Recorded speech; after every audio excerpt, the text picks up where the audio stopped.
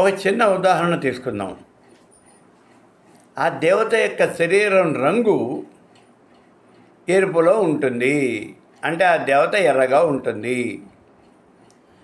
అటువంటి దేవతను నువ్వు ఉపాసన చేస్తూ ఉన్నప్పుడు నువ్వు కూర్చున్నటువంటి గదిలో 4 గోడలు కూడా ఎరుపు రంగే ఉండాలి, పైన కూడా ఎరుపు రంగే ఉండాలి, కిటికీలు తలుపులు అన్నీ కూడా ఎరుపు రంగే ఉండాలి. చివరికి ఆ రూములో వెలుగుతూ ఉన్నటువంటి లైట్ కూడా ఎరుపు రంగులోనే ఉండాలి. ఏమిటండి ఇందులో ఆంతర్యం? నువ్వు ఎక్కడ చూసినా ఏం చూసినా కూడా ఆ దేవత యొక్క రూపమే నీకు స్ఫురించాలి తప్పించి ఇంకేవి నీకు కనిపించకూడదు. అందులో ఇంకో విషయం ఏమంటే, ఇదంతా తాంత్రికుల లెక్క, మంత్రశాస్త్రంలోదిగా, ఈ తంత్రశాస్త్రంలోది. ఇంకా వాళ్ళు ఏం చెప్తూ ఉన్నారు అంటే, ఆ గదిలోకి ఇతరులని ఎవరిని కూడా రానివ్వకూడదు. ఇది చాలా ముఖ్యమైనటువంటి విషయం. నువ్వు ఎక్కడైతే ఈ సాధన చేస్తున్నావో ఆ ప్రాంతంలోకి ఎవరిని రానియద్దు.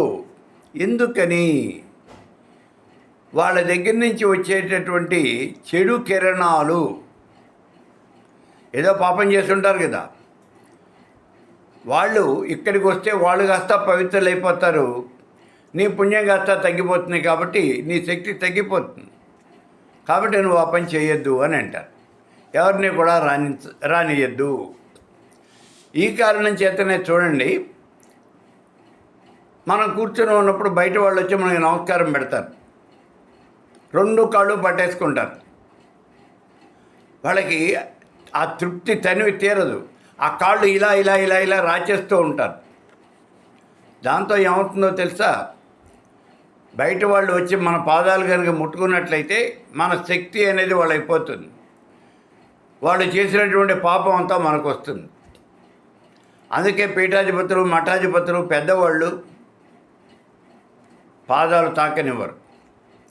పాదాలేంటి, అసలు ఏది తాకనివ్వరు. దూరంగా ఉండండి, మీకేం కావాలో దూరంగా ఉండి చెప్పండి,